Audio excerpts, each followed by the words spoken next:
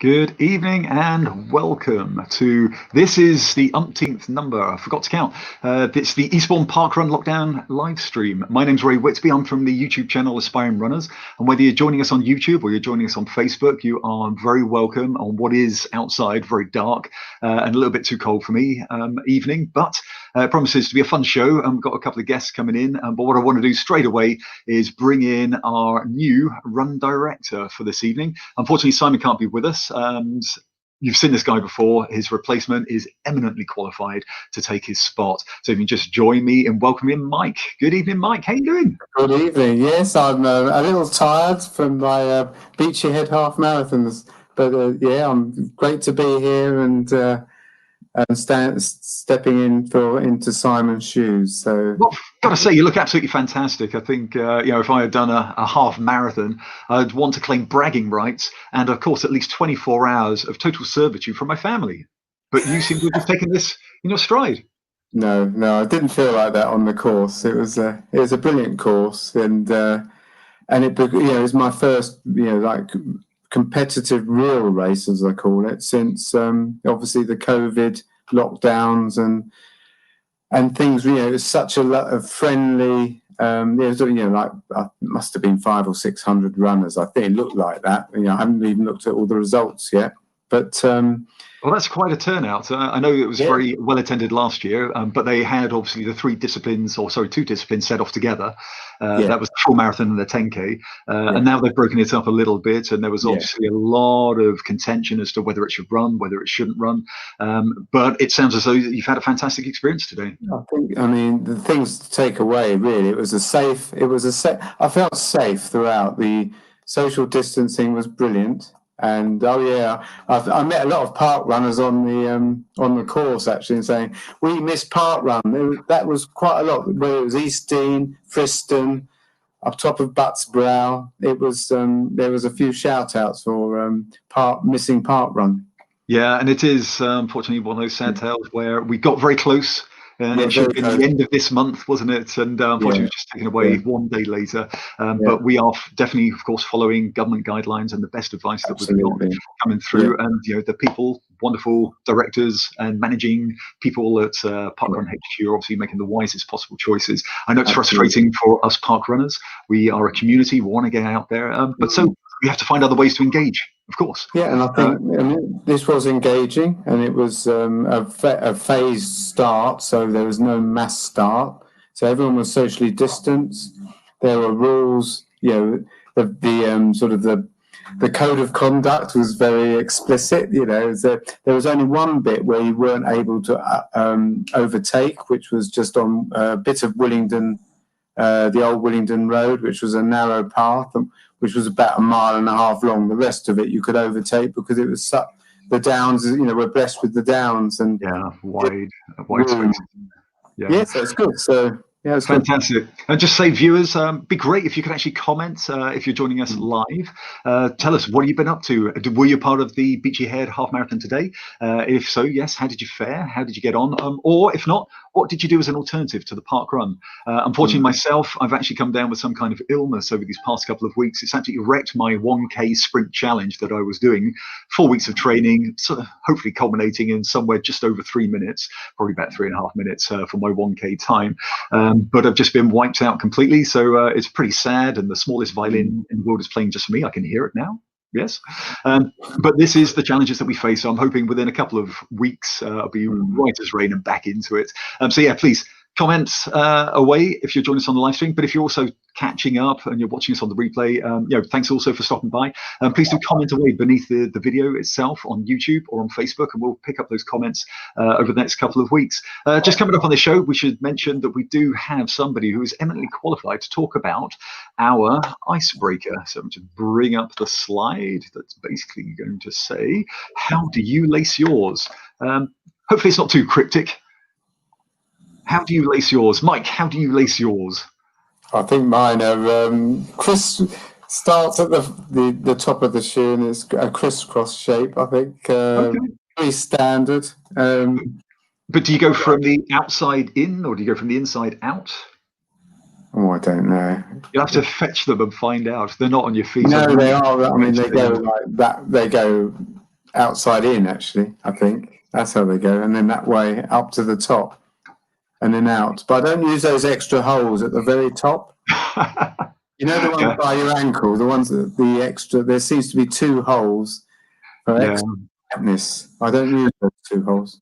When we're doing the rehearsal, the guy that we've got coming in, our guest, Wes Mechen, he owns the Tempo Specialist Running Store. We were talking about lacing patterns, and he actually did guide us into why you've got those anklet holes. So he'll hopefully be able to fill us in on all of that. I can't remember why. Yeah, they don't work for me with my fat ankles.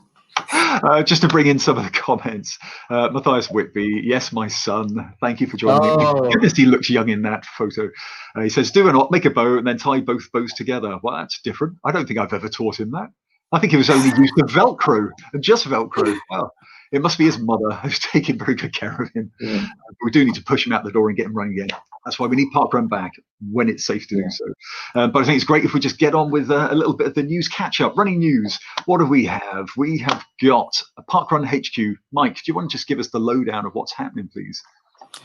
Yeah, so this week in part 1, there was a questions and answers from Tom Williams, who's the Chief Operating Officer at Parkrun, and it was basically to review where they are with Parkrun, having to go, sort of roll back on the end of October start date because of the current COVID issues at the moment. So, as you recall, they obtained the go-ahead from the central government department to launch at the end of October, or before that actually, but they felt that it was insensitive to do so. And there's differences of opinions out there. So there was a questions and answers on Friday, and I think the status, in England, Scotland, Wales, and Ireland, I think we're stuck for the time being for a few months more of no parkrun. But we went through. Just so you know, I mean, there are 33 events going on in 3 different countries at the moment. So 4,000 were running. Hopefully, at the end of October, Japan, Poland, Tasmania, Western Australia, Guernsey, and the Isle of Man. That's over 100 parkruns may reopen. So that would be from November sometime, end of October, November. But here we've just got to just try and keep our communities engaged as best we can. So the live stream, the not park run. You can still record your not park runs on the website. I think that's probably it. I mean, it does reflect there is some within the parkrun community. I think although I would say them, your 80% probably would park runners when they've been doing these surveys, they would come back if it was to open. But it's when it's sensitive to do so, really. And I think that's right. It's when the R number's down, and those sort of things, really. So. Yeah, what we found is it's also very difficult to engage people, through this, social distancing, the rule of 6, and we're trying things, lots of different. We tried the quizzes with Ben Pauly, and we've tried lots of other ways to try and engage the parkrun community, particularly the Eastbourne one, and we're still trying to figure it out. Even with the live stream, Mm-hmm. I'm beginning to wonder: are there any runners that actually touch bases with us on time to time? I mean, come on, viewers. Why don't you prove me wrong? Be bold, be brave, and actually type something in the comments. Say, I am a runner. Go on, I dare you, double dare you. Of course, we're beyond that now. We're all mature adults here. But it is obviously a very difficult situation where we're all trying to help each other. We want to get back into what's familiar to us, but we just have to be patient and wait. Also in the news, we have a new world record. This is Peres Jepchirchir, and I'm hoping that I said that right. Let's bring up the photo. It's a new half marathon world record, having broken her previous record. And she managed to run the half marathon in, what have we got? Let's find this. It's 1 hour, 5 minutes and 16 seconds. So this is in, let's get it right, Gdynia, Gdynia, Poland. My goodness me. Poland. It was Poland. It Yeah. was Poland. That's enough. But again, incredible performance. Mike, you ran the half marathon today, as we just found out. Now, I you ran had a marathon. few little lumps in the way. Yeah, Do you want to share your time or not? quite a lot of elevation, and I mean, yeah, I did. I managed last year Vancouver half in 1:38, and I think I'm in better form now. And this one's 2 hours, so very pleased with that because I think you add on, and Wes will confirm this from his running prowess days. That he would you have to add on a certain amount of time because of the elevation. The Seven Sisters, Beachy Head. Yeah, it's about 40 minutes, isn't it, for a half marathon? 20 minutes. Yeah, maybe. No, about an hour. No, it's about 40 minutes. Yeah, that's fantastic. Just say welcome to Juliet. I'm a shuffler and Miss Parkrun. We all do. And Goku Runner's back in the house. How you doing, Goku Runner? Nice it's good to see you, and thanks for joining us once again this evening. And so also in the news now, this is one that you've got to be very, very careful of as well. Let's bring up the slide. Getting lost for real. So we have Jodey Hopcroft, who was trying to do the London virtual marathon, or the virtual London marathon, and things didn't go quite to plan. So she set outdoors. Now, she's done it a number of times, the London Marathon, that is. She set outdoors, not having done the training, so she decided to walk it.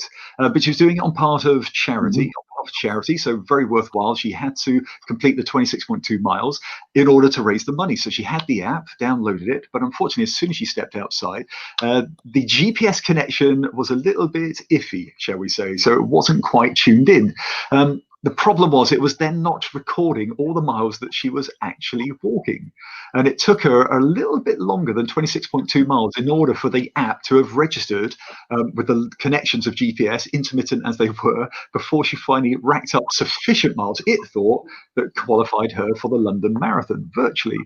So she ended up doing 49 miles in the end. I mean, that's just not missing out by a little bit. That's missing out by a lot of it. Now, I did hear that with the Beachy Head Marathon, even, that there was some discrepancy over just a few hundred yards over whether it actually completed the full 26.2 miles. But to go from 26.2 miles to 49 miles is insane. I mean, Mike, what would you do? How would you cope? I think I'd probably well, I don't know. I mean, I admire Julie's stamina basically to carry on until she's all those hours. But GPS is never. It's reasonable guide, isn't it? Really, fairly accurate. But it take 4 runners doing identical distances. The Garmin's all slightly different, aren't they? Always.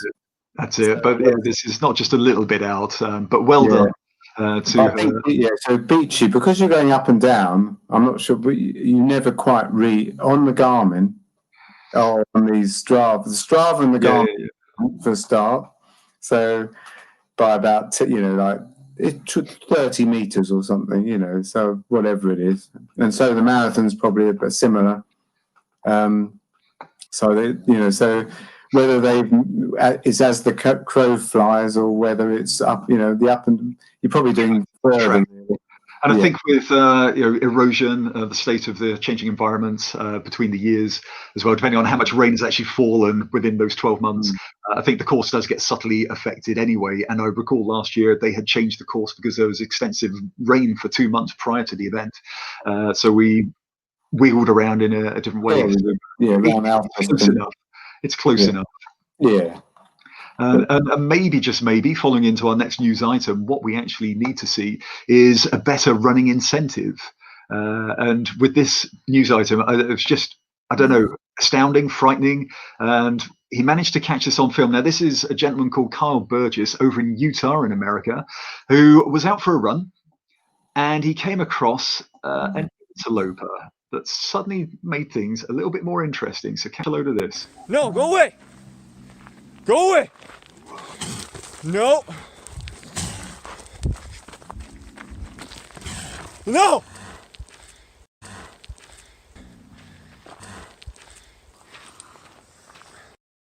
Now, there was 6 minutes to this video, and there was an awful lot of colourful language that was in there. So I had to just take a slice out of that and delete anything that was inappropriate for this evening.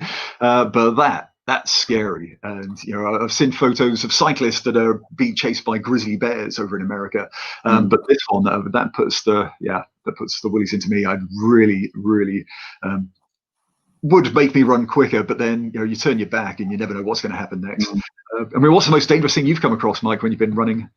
Anything? Dangerous, I suppose, is the cows really in the fields. I think but I'm personally particularly not scared of them. But I do know that you should like slow up a bit and try and avoid them if you can, and just walk past them. And then, so that's a good man. There are a few fatalities from cows. That's it. And it was only, I think, 3 or 4 weeks ago that there was a teacher, a British teacher, that was actually killed crossing a field full of cows. I think he was running as well. So you should be just a bit careful. That's right. I think if you're sensible, and nothing particularly, scary. Sometimes you get the over-eager dog, which I've got 2 dogs, they jump up sometimes, don't they? And well, I had this heading down to the start line of parkrun quite a few months ago now. This was a big dog who decided to rugby tackle me, and I was running along completely unaware, trying to do a bit of filming, and this thing just wiped me out. I was quite lucky not to have damaged myself as I landed. But that was the most aggressive. It wasn't trying to bite. It was just being very playful. And having a dog myself, I kind of understood where it was coming from, but I didn't appreciate being knocked out just quite like that. Really. And the only other one that I've come across is occasional cyclists, obviously very eager to get to work. And this is on parkrun, actually, where we share the path with other users. And I think there was a near miss with a cyclist and a runner, actually, because you should just be courteous and careful, but of course. Bombing along on the cycle lane. Yeah, but sometimes you've got to put faith in what you're wearing. You've got to trust in your running shoes that will actually get you out of these tricky situations as runners, which brings me nicely on to our guest. And we want to welcome Wes, who is the owner of the Tempo Specialist Running Store in Eastbourne in the southeast of England. And we just want to say, Wes, welcome to the live show. How you doing? I'm good, thank you. Thanks for having me along. Congratulations, Mike. Thanks very much. Medal. There it is, half medal. It's only half a marathon. But not half the medal. Not half a medal, but it does say established 2020, so that's quite a nice medal, actually, because it's the first one. Yeah, very memorable one, isn't it? Yeah, definitely. Yeah. So I wonder if they're going to have the holdover till next year for those that have actually deferred it.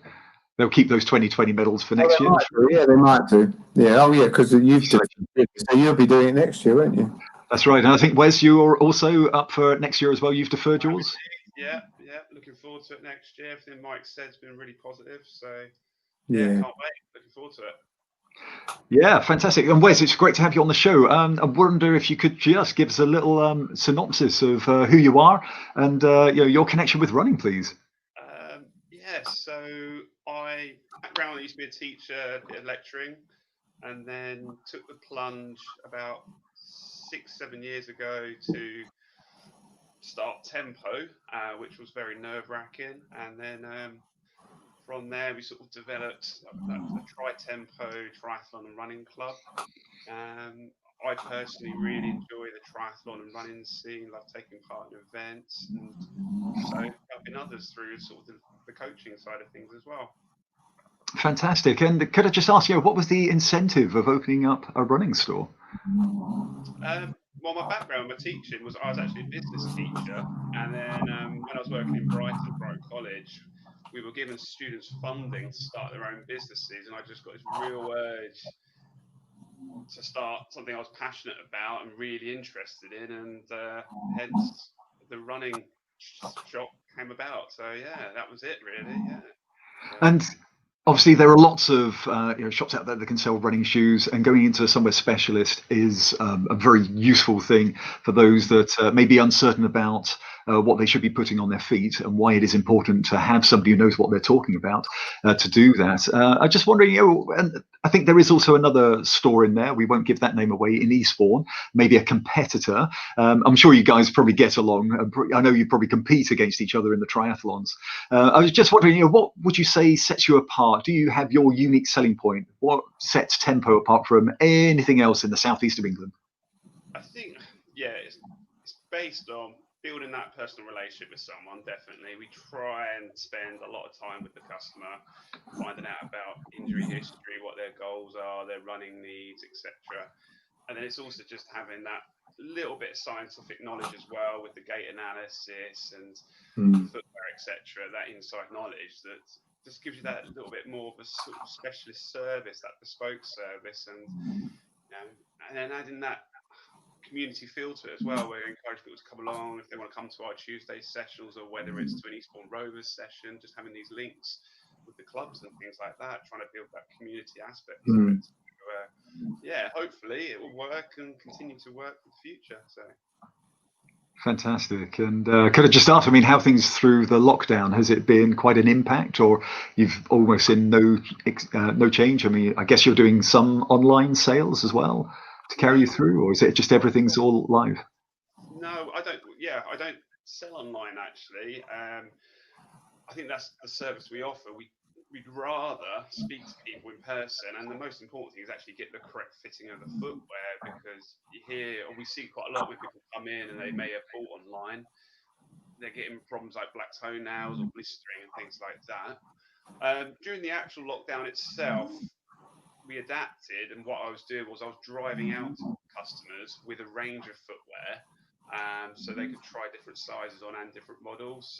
And then they could choose one from what they'd tried on, basically. So instead of just ordering a pair online, paying for it, I'm driving out to you with 5-6 pairs of shoes. You could try ones on and then pay that way after you've sort of selected the shoe that you know works for you. Fantastic. Since lockdown, it's been lovely to meet so many people that have done Couch to 5Ks. It's been enormous, the amount of people that have started running, walking, keeping fit, whether it's cycling as well. But it's brilliant. So yeah, and if I can, don't just want to throw questions at you, put you in the spotlight, but the gait analysis, could you just give us a very brief overview as to why that is important for a runner, please? Yeah, there's so many different types of runners out there, and the gait analysis will basically look at someone on a treadmill. What we do is we record them running, slow it down to a very slow speed, and then we're able to look at the foot strike, basically, whether they might be a heel, midfoot, forefoot striker, and then whether they the degree to they overpronate. And obviously this can then lead to different types of injuries associated with the pronation and foot strike. So it's nice to have that conversation with a runner, especially if they've had the chronic injuries and things like that. And hopefully, fingers crossed, we can help them with that. So. Excellent. Mike, I'm sure you've got some burning questions. Well, I'll just say it's that personal service and the gait analysis, and I think we used to have a cup of coffee. I think, Wes, back in the day, I quite like the coffee as well. Well, be introducing that again as we're doing a booking system at the shop. Yeah, that's right. Yes. Guidelines. So yeah. Yeah, so I like the booking system, and obviously I bought my Brooks shoes, which I like particularly. I just quite like the stability. I think I'm a neutral runner. I think they're neutral shoes. They're not pronounced. Yeah. And so I've got trail shoes, which I'm wearing, more because since lockdown last year, I was wearing those much more. And so from Wes, so I was going to ask actually, Wes, in terms of so you're a renowned triathlete, aren't you? Really, you are. If you like in terms of if you had, do you split your your effort into the 3 disciplines of swimming on equal amounts, or is it predominantly running? And I think lot of triathletes, especially if they're going long distance, whether it's 70.3 Ironman, will spend a lot of time on the bike. And bike fitness is really good and can translate into all three disciplines. Most triathletes will struggle with swimming. That's typical, especially people that come into it in their 30s, 40s, or 50s who think, actually, I want to do a triathlon. They may be a runner or a cyclist, and then the swimming is the most technical of all three. That's the one where certainly having lessons and guidance will really help, or joining like a local club like Eastbourne Swimming Club, they'll really help you, for example, with technique. The running, running, I guess it's the other considerations is like people we work with is your time, family commitments, work. I mean, you're in a lovely position, Mike. You could be a full-time athlete, couldn't you? So, but I'm too old. Not too old. I'm not too old. I'm never too old. Because there's leagues and there's there's all that, isn't there? The veteran leagues and things like that. As they say, growing old is mandatory, but growing up is optional. Yeah, that's true. I think I probably need some growing up. I mean, I did a taster, because you can do these mini, there's short course triathlons. I did one. At the Sovereign Centre was the swim, came last in the swim. Then I did the bike ride on my allotment bike. I didn't have a racing bike. And to Pevensey Bay and back, and I came like penultimate. But then I made it up on the run, and I did come in the top 20 on the. So that was my taste. That was my experience of a triathlon. But I think I wouldn't mind having a go, even if it's a duathlon or as well. They look quite good. And the other aspect of that is like when you're, if you had to choose one of those disciplines, put you on the spot here, in terms of in terms of well-being, which would you choose? Swimming, cycling, or running? Because it could be cycling, couldn't it? Well, for me personally, it's definitely running. I favour the running out of the three, especially when I'm competing. That feeling of knowing that your best discipline is to come, and hopefully that will take you through to if you're going for position, time, etc. It's lovely to have that in the bank, knowing that you've got your strongest element to come, definitely. And I think the freedom of running, you've got the freedom of cycling as well, but obviously you've got the downs and different trails and everything like that with the running. It's fantastic. So if I was put in the spot and I was only allowed to do one of the three, it would be that one. Obviously there's the full discipline as well, though, the strength and conditioning. So running would be the one I would choose, definitely. So I think that's a good point, isn't it? The latter that you've just mentioned, strength and conditioning, is something that's often overlooked by runners. Yeah, and when we're dealing with, sorry, go on. No, so I was going to say, nowadays the science and everything behind it to help avoid injuries primarily. Yes, it will make you stronger, but if you can fit in a bit of S&C, maybe twice a week, it will probably pay dividends. So Yeah, and I've got to ask then that we've probably got quite a diverse viewer basis for this live stream and those that are accessing it. And it's just to say that at what point in somebody who's taken up running, maybe they've started Couch to 5K, New Year's resolution, or they've just got an idea for lockdown, they're going to try out running. At what point should they then actually get to a shop like yours to engage with somebody who knows what they're talking about, looking at gait analysis? Because I can imagine, myself included, I've been running for a number of years. And it's just the general stuff down the gym, around the block.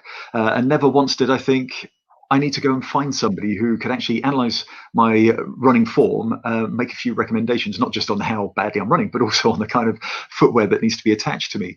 So I'm just wondering, just for those particular viewers who may actually feel a little bit uncertain that it's the right time for them to actually go and engage with people like such as yourself, what would you say? Yeah, I think a lot of people will come to us either towards the end of their sort of 5K journey, where they're doing the Couch to 5K. They may have bought what we consider an entry-level shoe just to see if they like running. And then it's a case of, oh, I am enjoying this, but I don't want to get injured if I'm increasing the volume or the intensity.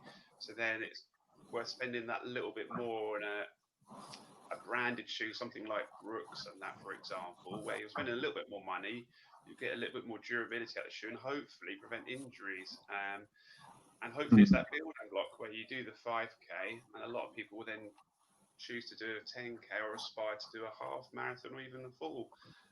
That's the general sort of stepping stone approach I'd sort of people would take. Obviously, what you get with going to a specialist shop of any kind, whether it's Tempo or another one, is you get the opportunity to try on different shoes as well, and try them on the treadmill, and just to check the fitting with someone in the shop who's sort of qualified. And obviously, you're supporting your independence as well without being too biased. But yeah, definitely up for that. Certainly when it comes down to trying to get the right shoes on your feet, it can be very important. I'm sure that all three of us have been there, and many of the viewers as well, having spent some time running in the wrong shoes. And that can be exceptionally painful. I know personally it's led to running injuries that actually have taken months to get through and to get back to where I should have been. And it is a slow process, so you can't really take shortcuts when you're putting things on your feet. As you say, okay, as a beginner that you may just go and buy yourself a fairly inexpensive pair.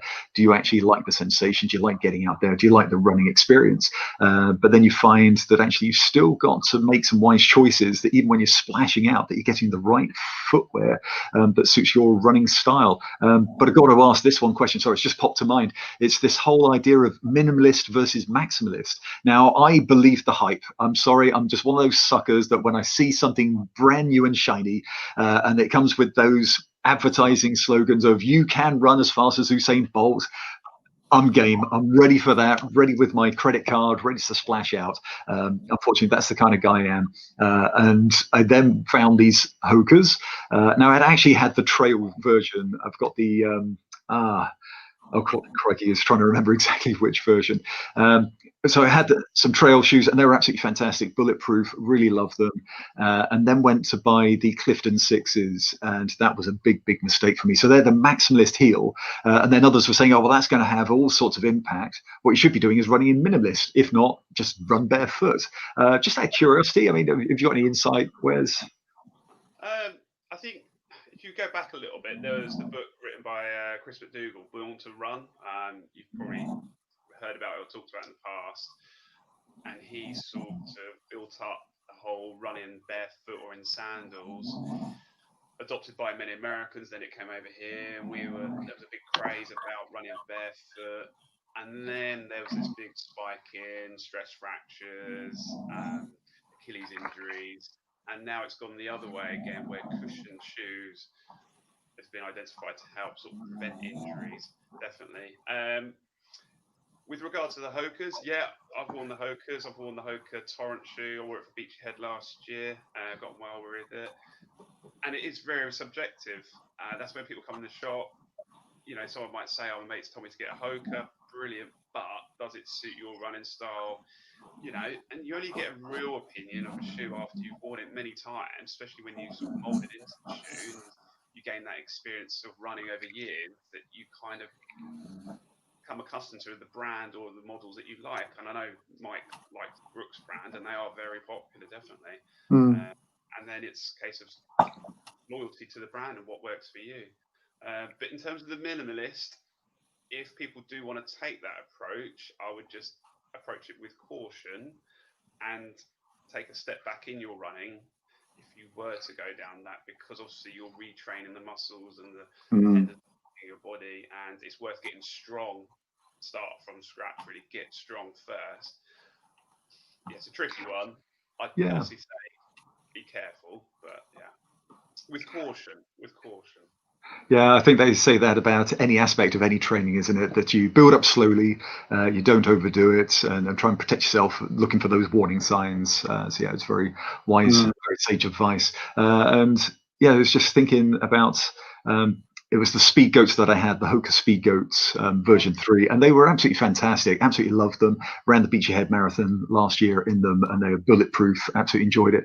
Then jumped into this road pair, and I had gone from a Brooks, which are absolutely wonderful, into the Hokas, thinking, yeah, stick with the brand. It didn't quite work. One of the problems that I had, though, is that after you've worn them, got them delivered, the Hokas have, I think it was the Hokas had a money back guarantee, so you could return them at any point as long as you didn't wear them outside. And that was the problem. That up to 5K, I was absolutely fine in these Hokas. As soon as I went beyond 5K on the road, that was it. Those were all the problems. And I guess that's the difficulty, isn't it? I know you're talking about brand loyalty, so I'm trying to be faithful, thinking that these were good, but I'm skint.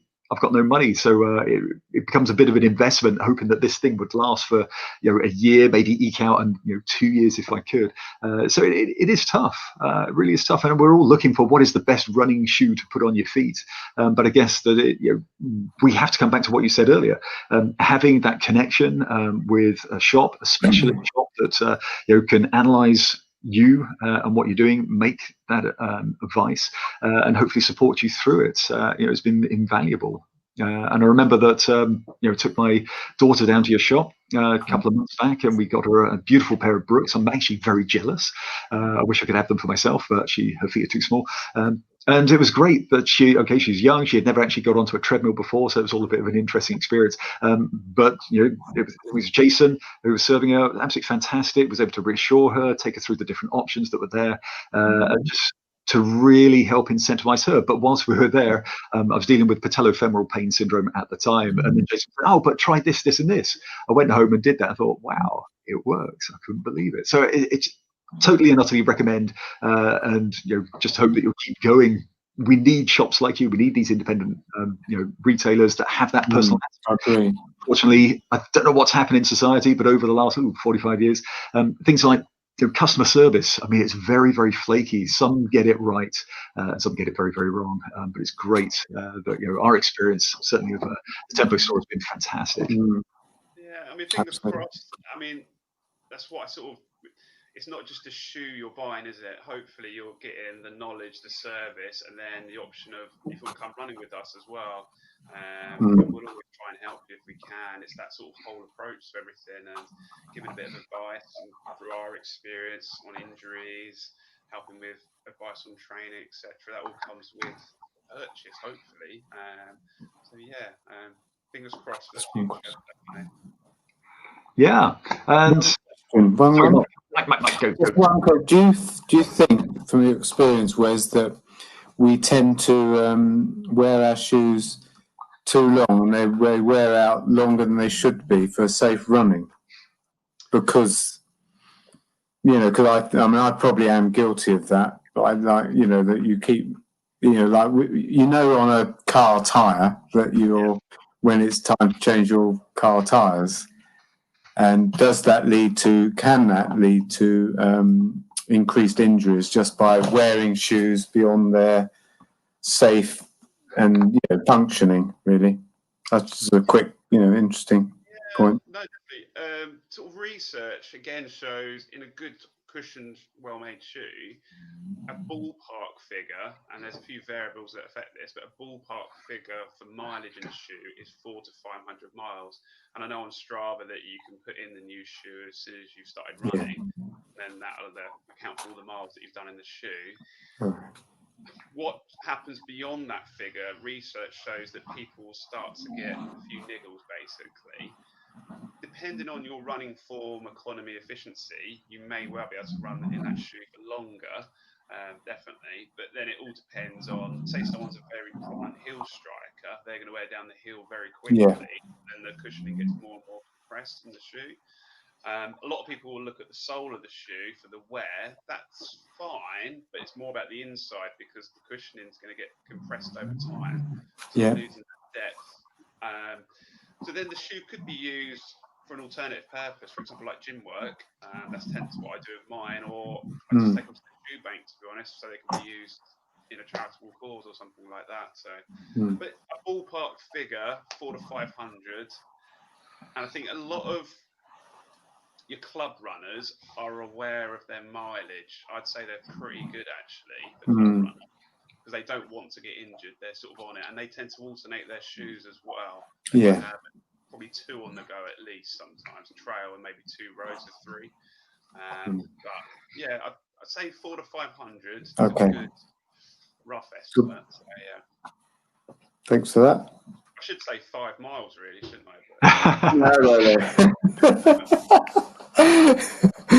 I've got to ask this question, Wes and Mike. I mean, how many active pairs of running shoes do you currently have? So, Mike, go on. You start. How many current pairs? Well, I've got so two sets of trail shoes, and I've got some old running shoes I use in the gym only because I wouldn't go out running in those. I know that, but they haven't worn that badly. They just haven't got the support I think I need. So, and I've got an old pair of I think they were Nike actually. Are now my gardening shoes. I tend to use them for other things, yeah. But I've only got and I do need a new pair of road shoes with the Eastbourne 10K coming up, and start training a bit more speed on the road. So I think I better start breaking a new pair in at some point. Yeah. Wes, what about yourself? Do you just grab a pair from the shop, or do you have your dedicated stash? Yeah, I take it eating to the profits, definitely. I've probably got, a bit like Mike, I've got the trail shoe, so I'm using a Hoka at the moment for that.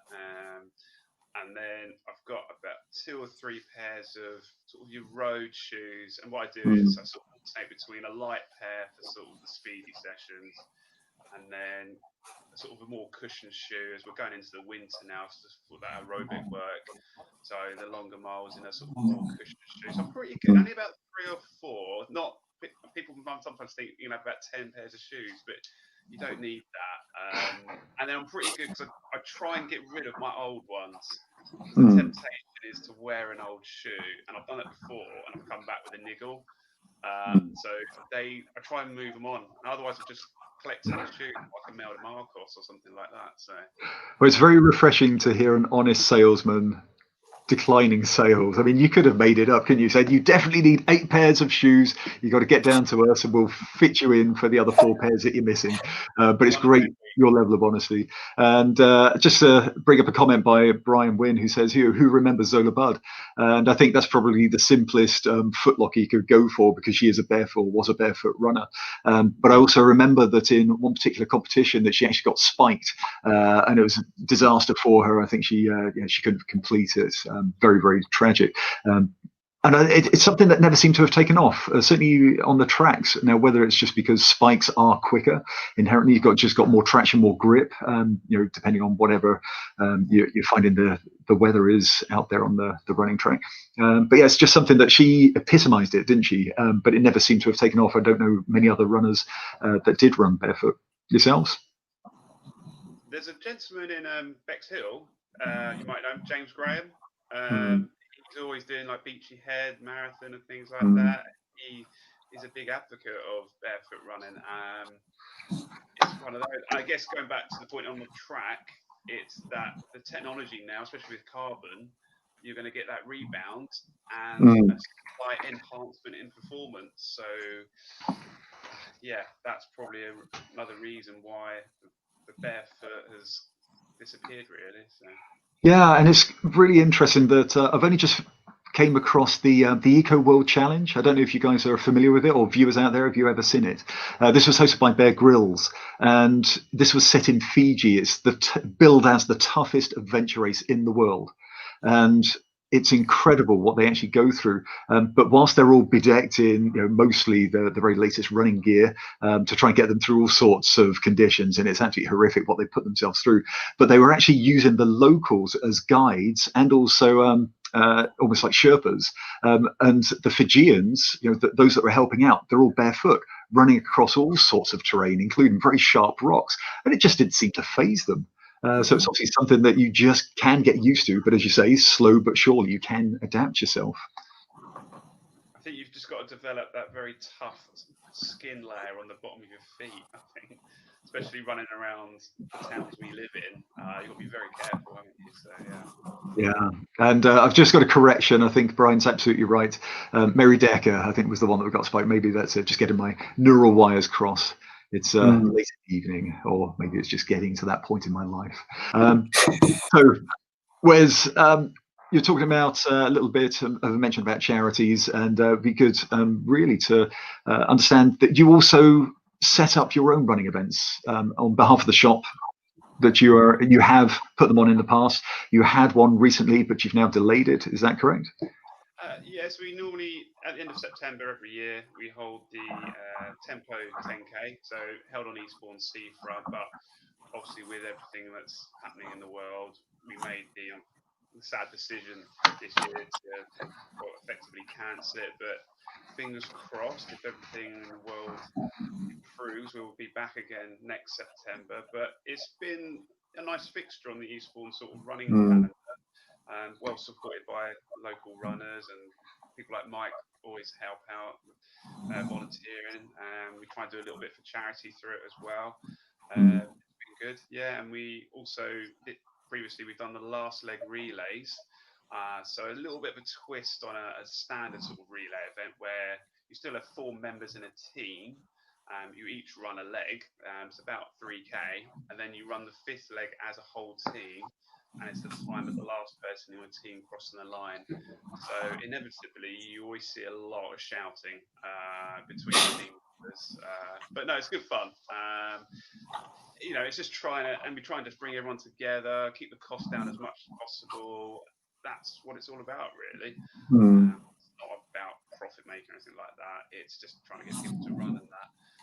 There is also the more fun event called the Beer Mile, which again, unfortunately, this year we've decided to cancel. But can we not do a virtual version of that one, by the way? Just out of curiosity. Yeah, so maybe that's something we could do.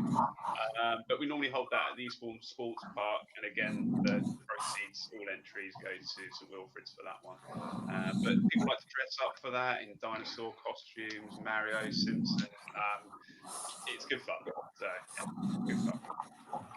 Fantastic. Yeah. So just to bring out one of the questions that we had earlier in the show, Mike's asked, what is that top eyelet for on your trainer? Because nobody ever seems to use them. But I think you were saying in the rehearsal that actually it's part of one particular lacing pattern. Wes, could you just enlighten us, please? Yeah. So the additional eyelet that you should get on let's say a good quality pair of shoes, you should have the additional eyelet, and it's the use to do the ankle lock lace technique, or it's also called the butterfly lace technique. And the purpose of that is basically to hold the ankle in place with regards to the shoe, to stop the shoe slipping, so it prevents blistering.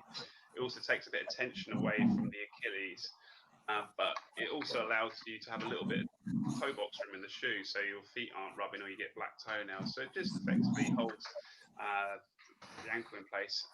Yeah, it's a good method. I use it a lot just to help take off any pressure off the Achilles personally.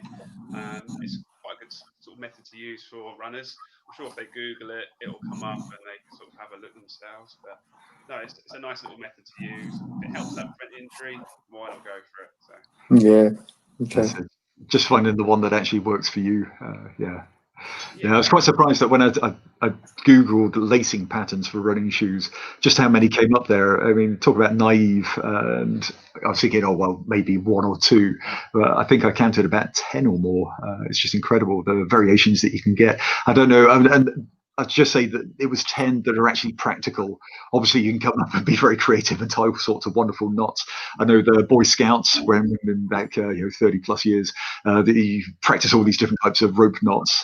So yes, you can have all sorts of creative things, but those that are actually practical, it's quite surprising for running as well. Just trying to find the ones that are useful for you. Yeah, I think just the last one that I've got is. Whereas you've operated the store for a number of years. I'm just wondering, what's the most funniest anecdote that you've got that you can recall for us, please? For someone coming in the shop. Coming into the shop to buy some running shoes or not. Yeah, I was thinking. I know we had the conversation. There was a gentleman once. I've got a treadmill in the shop, and it's set to a specific speed, and nobody ever puts it on the maximum speed. We just hit people nice and easy, 8-9 kilometers an hour. And there was one gentleman who decided just to keep hitting the fastest button on the treadmill. Instead of stopping the treadmill, slowing down and then dismounting in a safe way, he decided to jump either side of the treadmill. You know what's going to happen. He did it twice, tried on the third pair, and then completely stacked it off the back of the treadmill. I've got public liability insurance. Thank goodness. I didn't say a word. He was a big guy. I didn't say a word. He just said, "I'll take these shoes," and left. I was just still standing there. It's one of those you've been framed moments, but yeah, it was special. Unfortunately, yeah. So never put the treadmill on a maximum speed and try and flashly jump off. That's what I'd say. So. Yeah, it can go horribly wrong. Sorry, go on, Wes. Sorry, I'm saying hopefully he's not watching now. I've seen that a lot in the gyms, people jumping on and off. You know, you think. No. Not good. Don't. Let it slow down. I mean, have you seen those clips of people dancing on treadmills? Oh yeah, I've seen that. Still risky. Oh wow! You wonder how many outtakes there are, don't you? But yeah, it's impressive. Very impressive. Fantastic.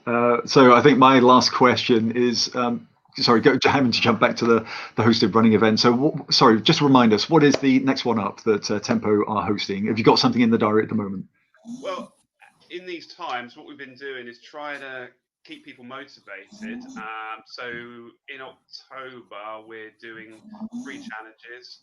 Off the top of my head, I think they're all free to enter. So if you run for 7 days consecutively, just let us know. Just send through your Strava details. If you run for a total of 20 days in the month of October, brilliant tick. They're all free entry. And then the third one, so I'm just going to very quickly check. So it slipped my mind. Oh, that was it. So Mike's qualified today. If you run a half marathon in 1 day. Yeah. And what it is, you just go into a free prize draw, and then on the 1st of next month, I'll just randomly pick one person from each challenge. And for November, I'm going to do a 5K challenge, and the winners would be based on age grading. So it's not the fastest time; it'd be the age grading. So, the highest percentage age grade. Fantastic. Make up a little bit for parkrun not being there at the moment. I thought 5K is very accessible for most people. So, yeah, wonderful. Music to my ears, age grading. Yeah, you should do really well. Hopefully. I haven't quite, I don't think I've broken 80% yet on age grading. Wow. 81. But, you know, 70s, yeah. 79.9 was the highest. Wow. So, that's national standard, Mike, nearly. Wow. Not really. No, I think there's other good local oldies that can go over 80%. Great. There's a few. Yeah. If the parkrun age grading is the same as the age grading for other platforms, I think it's I definitely know a couple that are 81%, but not many. Yeah, and just to say to the viewers out there, what I'll do is I'll put Wes's details and the Tempo store details in the description below the video on YouTube, and hopefully I'll try and remember to reproduce that on Facebook. Just access his website, and then you'll find all the details to these running challenges that are up and coming. I've just thought of yet another final question, so I'll probably have 4 or 5 as we go on. What's the best bargain that you've got at the moment for those that are in Eastbourne, desperate to get out, desperate to go shopping, splashing with cash because nobody can have a holiday, not a serious holiday anyway. They're all saving up for the Christmas that's going to be cancelled anyway. They could come into the Tempo store. What should they get? In terms of bargains, without sounding like a salesman, we have got a number of shoes, and I've just done a blanket 40% sale off. So it's just 40% off the sale shoes. They're all done. If you're a club runner, 10% off. And if you've taken part in any of the Beachy Head events, you get 15% off as a little well done. So hopefully that's a little incentive for people to keep running over the winter and to support us as well. So fingers crossed. And I just you sponsor Wes, the Beachy series, a bit your official sponsor, is that correct? Yeah, so I provide the vouchers and that as well for them. So the prizes. Yeah, so well, thanks. I forgot to say, when I got carried away with the Beachy Head, how the positive attitude of volunteers and the council and obviously all the sponsors. It was a job well done, I thought, today. I think Eastbourne as a whole, there's so much going on in terms of running, triathlon. It's amazing. I think the reputation of the town has changed over the years from having an older demographic to being more sporty and athletic now. It's fantastic. So it's got a lot to offer. So yeah. So I'd just say for all our viewers, no matter where you are in the world, Eastbourne obviously is the place that you need to move to. Sorry, I know that you probably love your corner of the world, but this is where it's all happening. But it's been great to have you on the show, Wes. Thank you so much for stopping by and being so engaging with us. Sorry, just to say, offer it up to yourself or to Mike. Any final thoughts for the viewers out there, please? Well, I'd just like to say thank you for having me. I really appreciate your support, and it's been brilliant being on. And congratulations, Mike, again. Well done, buddy. Yeah, well done, Mike. Yeah, I think I've said enough. Thanks. It's been a pleasure as well. So yeah, just my final comment then to the viewers really is to just stay safe. Certainly in the UK at the moment, it's getting much darker earlier. It's getting colder out there. The season is changing, so just be safe. As Wes said, just echoing those words once again. Be smart, be safe. Don't do anything too quickly, too soon. Don't stress your system. I can vouch for that.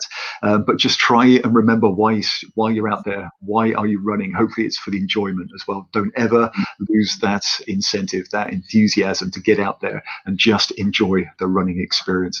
So thank you once again for joining us on this Sunday evening. Have a great week ahead, and hopefully we'll catch up in a couple of weeks' time. So take care so long, and good night. Bye. Thank you.